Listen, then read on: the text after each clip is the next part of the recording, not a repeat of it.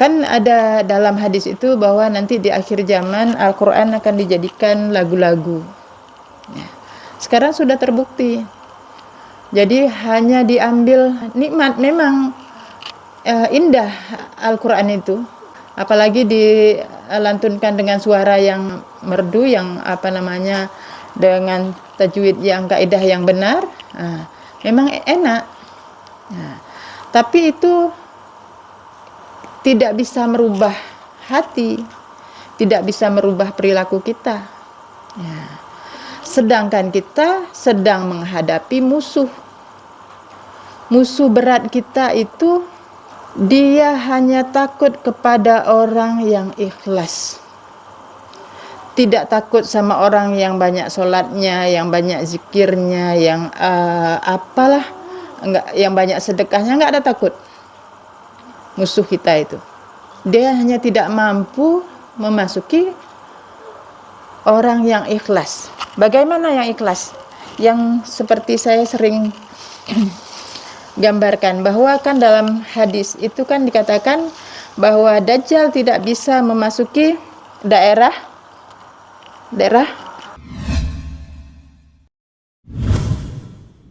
kalau di akhir zaman ini. Kenapa perempuan yang lebih banyak naik? Karena memang di Al-Quran sudah disampaikan kalau Fir'aun itu membunuh anak laki-laki kalian dan membiarkan hidup anak perempuan kalian. Maka itu terjadi di akhir dari dunia ini. Ini memang sunatullah, sudah seperti itu, sehingga yang banyak bisa lebih banyak ke perempuan, karena perempuan punya lebih dengan kekuatannya kepada hati. Kalau laki-laki dia kan syariat yang harus kuat cara berpikirnya. Jadi laki-laki itu pelindung bagi perempuan secara zahir. Kalau yang hakikatnya sebenarnya perempuan itu melindungi untuk laki-laki. Dengan apa? Dengan doanya. Terbalik. Jadi kalau istri mendoakan suami bekerja sesuai dengan syariat yang ditentukan, nah itu begitulah yang sebenarnya. Jadi karena kita berada di akhir zaman ini, maka sebagaimana pesan dari Rasulullah SAW bahwa selama umatku berpegang teguh dengan Al-Quran dan Sunnah, insya Allah tidak akan sesat selamanya. Jadi apa yang kita pegang? Al-Quran dulu, baru bisa mencapai Sunnah. Jadi ini kalau kita sudah pegang Al-Quran dengan sebenarnya, maka nanti sunnahnya akan terjadi sendirinya. Kita akan mampu menguasainya. Karena Rasulullah itu akhlaknya adalah Al-Quran. Dengan kita belajar membaca, perlahan memahami, melaksanakan aplikasi dalam kehidupan ini, inilah untuk membentuk pribadi-pribadi yang Al-Qurani. Supaya kita bisa mengikuti Rasulullah, karena tidak ada jalan lain untuk selamat kecuali mengikuti cara Rasulullah di zaman ini. Jadi memang yang kita harus kuatkan adalah Al-Quran. Bagaimana kita bisa kuat dengan Al-Quran kalau kita tidak paham isinya? Kalau hanya membaca tulisannya yang kita tidak tahu maksudnya. Kan ada dalam hadis itu bahwa nanti di akhir zaman Al-Quran akan dijadikan lagu-lagu. Sekarang sudah terbukti. Jadi hanya diambil nikmat, memang indah Al-Quran itu. Apalagi dilantunkan dengan suara yang merdu, yang dengan tajwid yang kaidah yang benar. Memang enak. Tapi itu tidak bisa merubah hati, tidak bisa merubah perilaku kita. Sedangkan kita sedang menghadapi musuh. musuh berat kita itu dia hanya takut kepada orang yang ikhlas. Tidak takut sama orang yang banyak sholatnya, yang banyak zikirnya, yang apalah, enggak, yang banyak sedekahnya, enggak ada takut. Musuh kita itu. Dia hanya tidak mampu memasuki orang yang ikhlas. Bagaimana yang ikhlas? Yang seperti saya sering gambarkan, bahwa kan dalam hadis itu kan dikatakan bahwa Dajjal tidak bisa memasuki daerah Mekah. Artinya ini, subhanallah walhamdulillah wala ilaha illallah Allahu akbar. Ka'bah ini, disinilah Ka'bah. Jadi ini artinya dengan kita tasbih, subhanallah, maha suci Allah yang mencipta, yang mengatur, yang menggerakkan, kita akan tertunduk. Hati kita akan tertunduk. Allah mencipta, Allah mengatur, Allah yang menggerakkan. Gak ada peran kita di situ. Ya.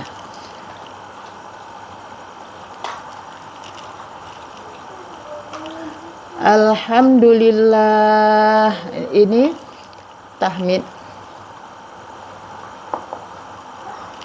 Segala puji milik Allah.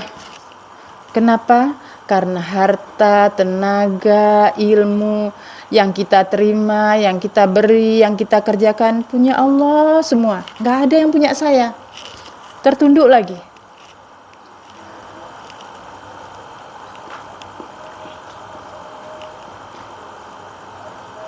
Wala ilaha illallah, tidak ada lain yang disembah kecuali Allah, tidak ada sembahan lain kecuali Allah. Jadi tidak ada yang saya ikuti, apapun itu, apakah harta, ilmu, nafsu, pengetahuan apa, tidak ada yang saya ikuti. Yang saya ikuti hanya Allah. Nah, ini akan bertambah tunduk lagi. Nah,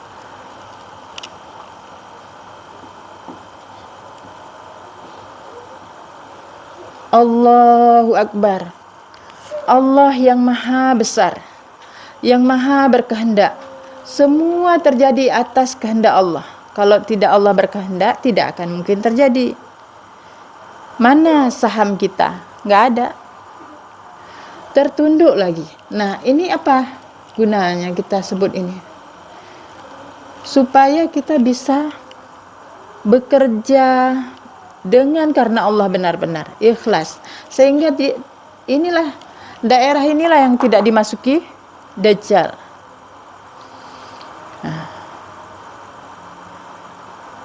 Subhanallah, maha suci Allah yang mencipta, yang mengatur, yang menggerakkan.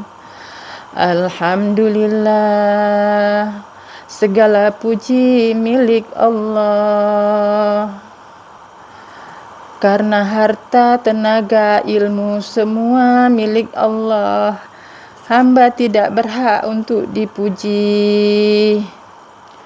Wala ilaha illallah, tidak ada sembahan lain kecuali Allah. Saya tidak akan mengikuti siapapun apapun kecuali Allah. Allahu Akbar. Allah yang maha besar, maha berkehendak, semua terjadi atas kehendaknya. Nah, dengan kita buat pagar ini insya Allah sudah menundukkan hati kita dalam kita beribadah atau kita berbuat, berzikir. Ini kalau untuk keseharian ini pakai pagar ini. Kalau untuk perang baru itu pakai baju besinya, pakai senjatanya. Jadi ini praktek. Ini ilmu praktek. Kalau tidak dipraktekkan, nggak akan berubah kita. Jadi bagaimana supaya ikhlas itu? Karena iblis sudah bilang, niscaya aku akan ambil bagian dari hambamu yang tertentu. Kemudian iblis itu mengatakan dia nggak akan bisa kecuali yang mukhlisin, yang ikhlas. Subhanallah. Untuk mencapai itu tidak mudah karena pasukan musuh kita luar biasa banyaknya. Nggak nampak dengan mata, tapi nyata dia dalam rasa.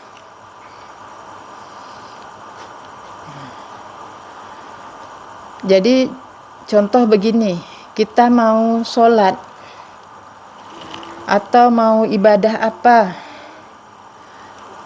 kenapa ada yang kayak ada rasa apa namanya, kayak malas atau apa sedikit saja, itu dia. Kalau kita nggak sadari, dia akan memperbanyak temannya kalau terikut. Makanya yang kita perlu benar-benar kita kenal diri kita, kemudian kita mengenal Allah. Ini bagian penting, bagian utama. Yang mana diri kita itu, jadi yang seperti yang sudah pernah saya sampaikan, ini saya ulang-ulang lagi, nggak apa-apa. Kalau ruh itu adalah pesannya Allah, ya, pesannya, tempatnya itulah Ahmad, isinya itu Ahad. Nah, kalau kita bilang begitu, tapi ini kan bingung jadinya. Jadi saya nggak mau kita ini jadi bingung, biar mudah, bahwa dalam diri kita ini, saya ibaratkan rumah. Ini rumah. Jadi rumah itu ada televisi, ada masuk siaran dalam televisi itu. Jadi dalam siaran itu yang menyiarkan itu yang langsung pemilik, penguasa menyiarkan dalam siaran itu. Sedang TV-nya itu tidak bisa apa-apa, tidak punya kemampuan apa-apa, ya. TV-nya itulah ruh. Sedangkan isinya itu dari penguasanya, isi yang pembicaraan yang di dalamnya itu. Nah, kalau tugas kita ini, kita ini yang punya rumah, itu nggak bisa apa-apa kalau kita nggak mendengarkan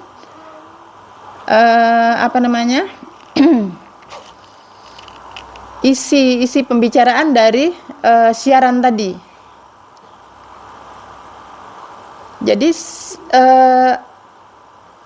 kita yang di dalam rumah ini ada anggotanya berapa saja. Dalam diri kita ini kan banyak anggotanya. Manusia itu diibaratkan sebagai kapal yang penuh muatan.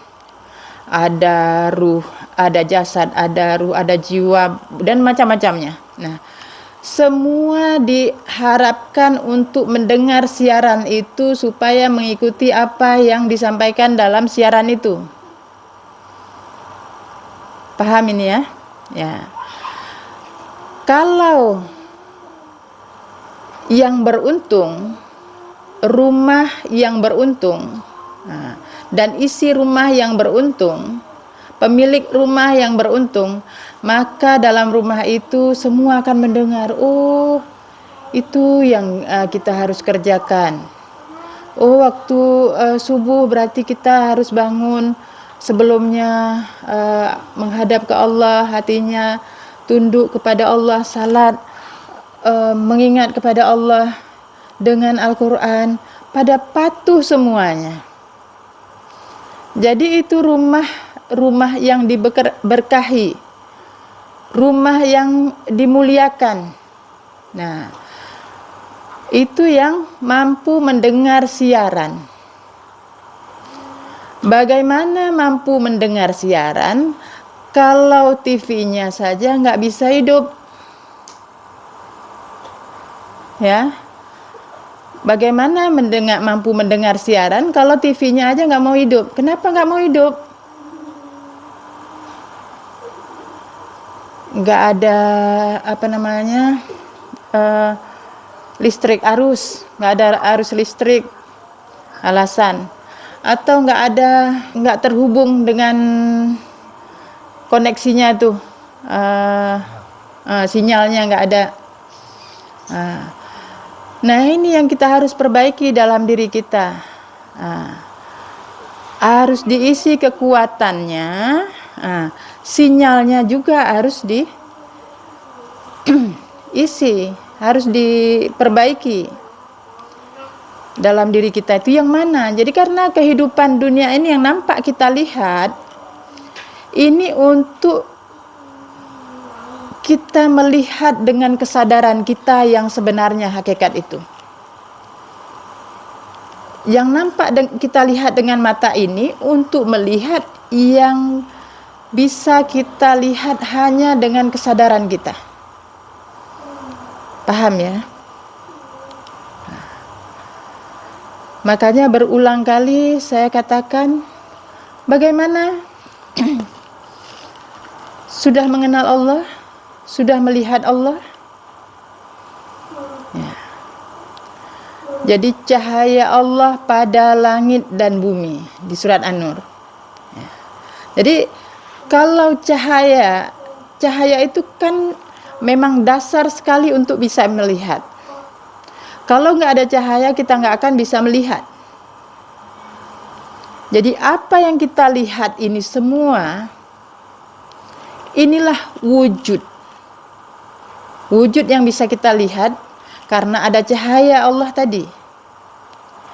Tetapi jangan berhenti di situ. Karena Allah mengatakan, aku adalah perbendaharaan yang tersembunyi. Ya. Jadi artinya begini, kalau ini saya yang bicara, ya, saya dibalik ini, bisa nggak ngomong sama saya tanpa melihat saya, tapi bisa dua arah? Kalau begini, tertutup begini, bisa nggak? Bisanya hanya dengan kesadaran. Harus dengan kesadaran. Nah, inilah kenapa saya buat perumpamaan ini, untuk memudahkan. Begitu kita mengucap misalnya Bismillahirrahmanirrahim, kemana pandangan kita tertuju? Kan kepada yang satu itu yang mana? Di mana? Ini bisa mengerti nggak maksud saya tadi?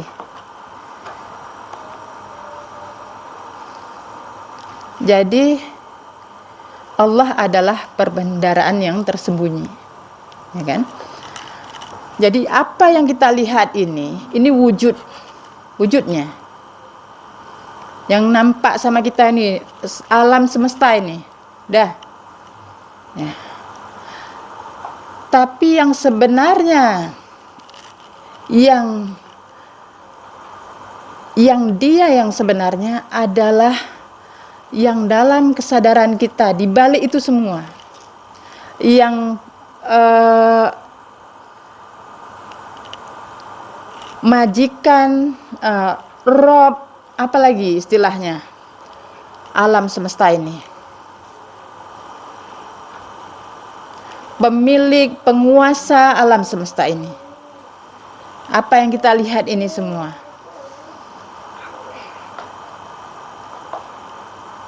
bisa nggak dipahami? Nyambungan, Fauji? Jadi waktu kita mengucap, misalnya kita ini kan mau bicara sama Allah, ya. Kita mata terbuka. Kenapa sholat itu matanya terbuka kan? Disuruh syariatnya kan terbuka mata. Karena apa?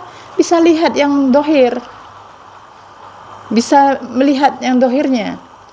Tapi yang main itu yang hakikatnya, yang kesadaran kita itu kepada yang dibalik itu semua. Paham? Dengan nama Allah yang Maha Pengasih, Maha Penyayang, kita menyebut Allah. Kalau pakai hati, itu akan tergetar. Karena ada sambungan. Dan rasa kita tertuju. Bukan, ini yang nampak, ini bukti. Ya kan? Udah saya bilang, ini bukti wujudnya. Tapi di balik itulah dia. Di balik ini semua kekuasaannya, kepemilikannya. Jadi makanya saya buat contoh begini. Kita sedang bicara, tapi saya tutup.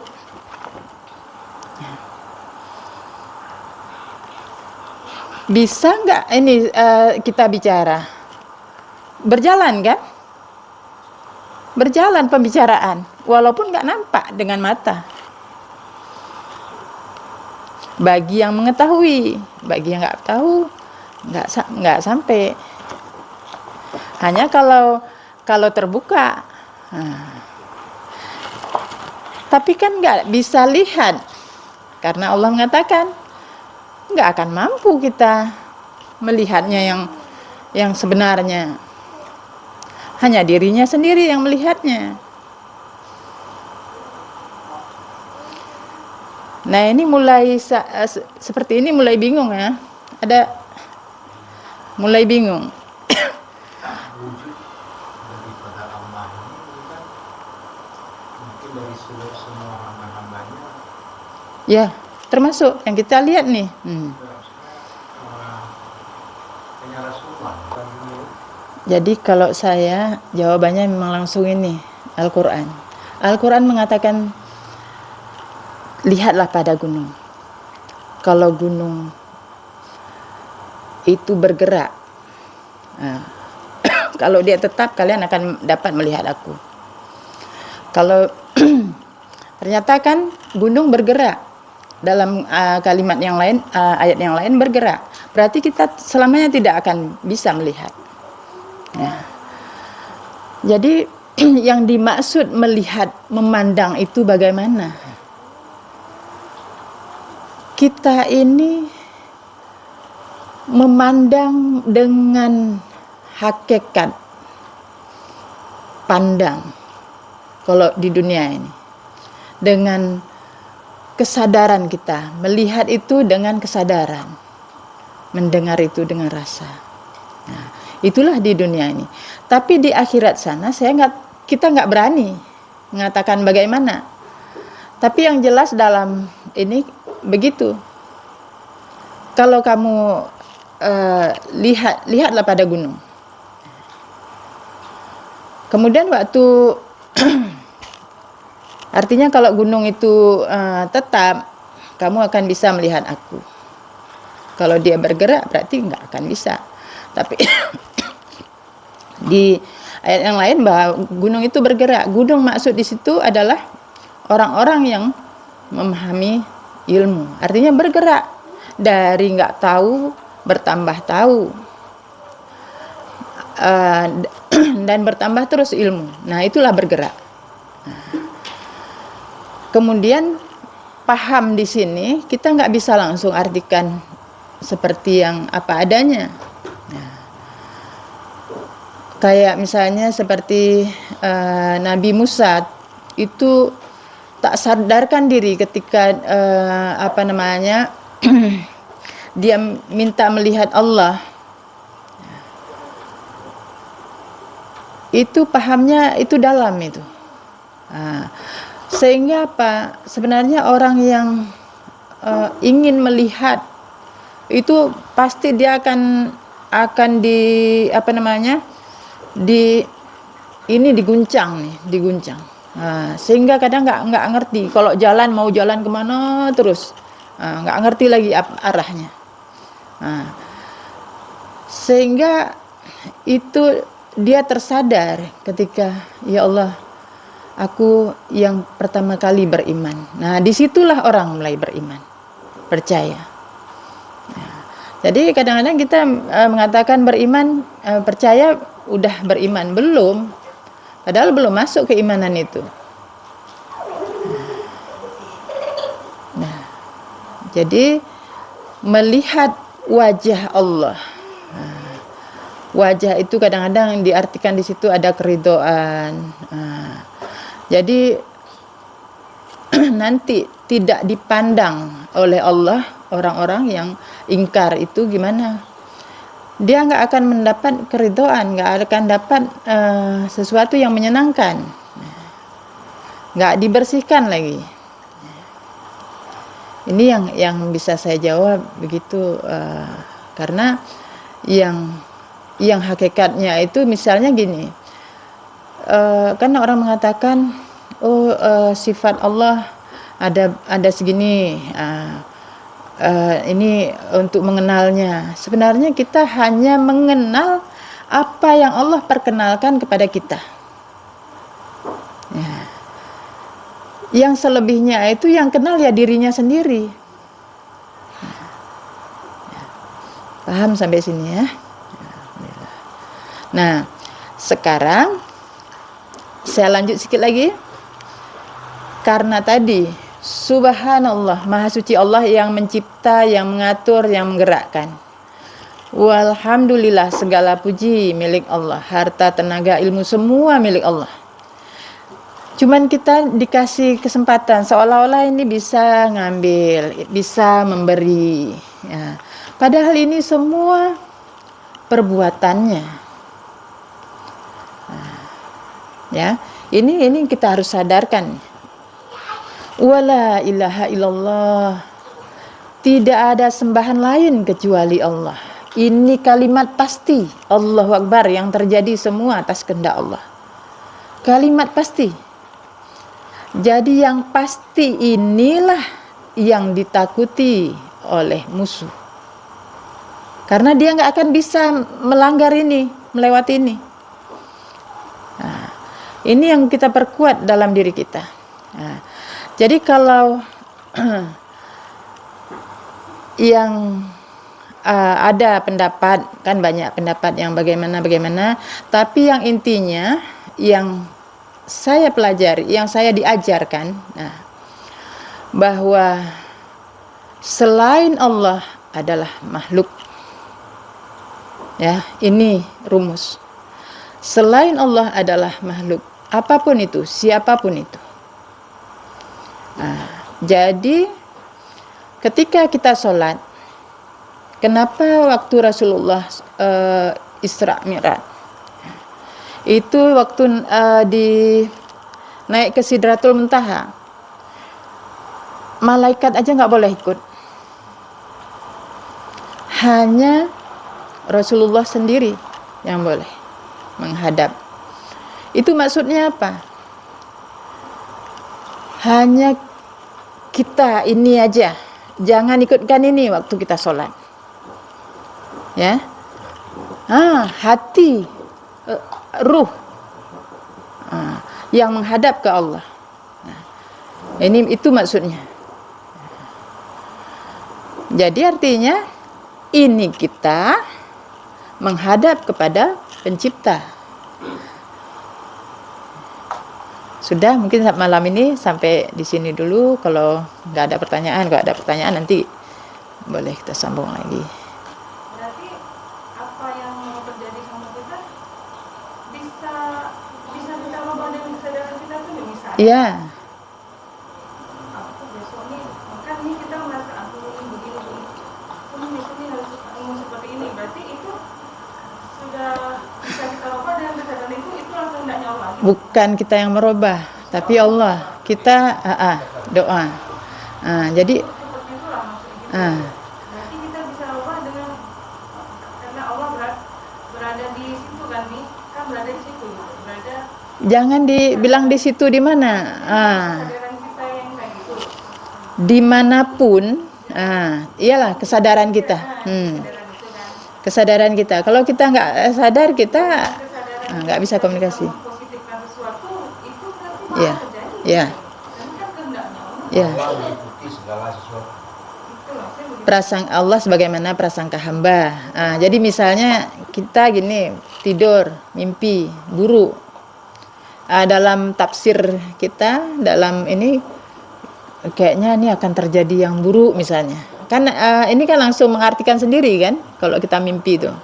Nah, begitu terpikir yang buruk itu langsung kita minta sama Allah, ya Allah, jangan Engkau jadikan seperti yang terpikir ini.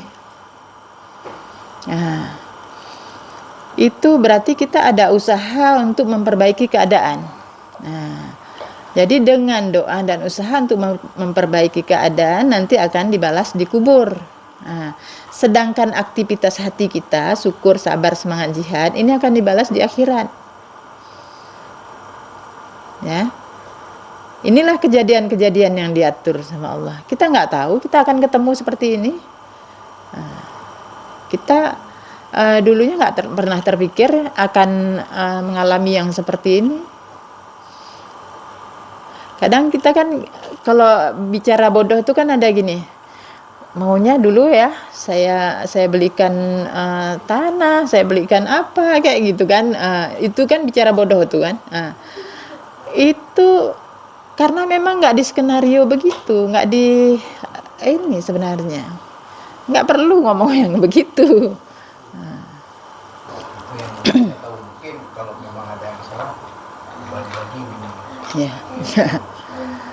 Jadi yang tahu hakikatnya itu kita kembalikan kepada Allah semuanya, karena memang kalau kita apa yang sudah dikasih hari ini segini, yang kita tahu segini, besok mungkin ditambahkan lagi, bertambah, ngerti lagi. Jadi intinya kita belajar sama-sama. Jadi ada penjelasan dari Pak Fuad, ini begini, bisa menambah, alhamdulillah. Semoga itu semua untuk apa? Perbaikan hati. Tujuannya apa? Tujuannya supaya kita gimana? Bagi saya pribadi ya, Ya, jangan terperosok pada prasangka. Saya datang kemari bersyukur. jadi tapi begini yang memang kita harus hati-hati ya, hati-hati. Ketika dulu Rasulullah, jadi agama Nasrani dan Yahudi sudah berkembang sebelumnya. Itu kemudian datanglah Rasulullah membawa ajaran untuk memurnikan semua itu. Ya. Ketika dibawa, pertama dia akan menghadapi orang-orang, di mana orang-orang itu ada yang percaya, ada yang tidak. Kalau bahasa kita percaya, kalau bahasa Arab kan beriman. Ya. Kenapa mereka tidak percaya? Pertanyaannya, kenapa mereka tidak percaya? Padahal jelas-jelas kalau Nabi Muhammad itu, kalau waktu itu kan Muhammad dibilang, Muhammad itu orangnya memang terkenal jujur, al-amin malah. Nah, kenapa kok bisa nggak percaya orang ini? Nah, karena masalah agama itu sesuatu yang sensitif, ya, sangat sensitif. Karena apa? Ada orang-orang yang sudah dahulu, kalau sekarang misalnya ulama besar, terkenal. Ya. Jadi perkataan ulama itu lebih akan didengar daripada orang yang baru Allah kirim. Itu kan terjadi. Nah, maka itu akan berulang kembali. Ya, akan berulang kembali. Jadi untuk itu supaya kita jangan salah, sehingga kita membandingkan, jangan membandingkan. Ya, karena kita akan menjadi salah nanti. Apalagi kalau ada penyakit hati dalam diri kita, kita akan karena Allah bilang orang yang ada penyakit hati, aku akan tambahkan penyakitnya. Nah, kalau kita sudah membersihkan hati kita, insya Allah kita akan dipimpin. Sehingga kita akan bisa menerima ini yang benar, ini dari Allah. Tanpa ada keraguan. Nah, ambillah yang benar itu dari Allah. Pesan saya itu aja. Jadi mudah-mudahan kita akan dibimbing oleh Allah. Memang yang namanya rusak, kita ini rusak semua. Termasuk saya ini. Berat rusaknya. Makanya dipukul di sana, dipukul di sini. Untuk apa? Untuk diperbaiki, untuk jadi bagus lagi. Ditempa begitu. Jadi yang kalau contoh baik itu sama Rasulullah. Tapi contoh yang sudah salah itu ya sama saya sendiri, ini contoh yang pernah salah gitu. Kenapa saya lakukan itu? Padahal sebelumnya saya enggak. Memang itu dibentuk seperti itu. Inilah sunatullah, memang harus terjadi. Nah, semoga sekarang kita disadarkan semuanya oleh Allah. Dengan kesadaran ini menjadilah terang dunia ini. Ya, amin. Ya, demikian saya akhiri. Assalamualaikum warahmatullahi wabarakatuh.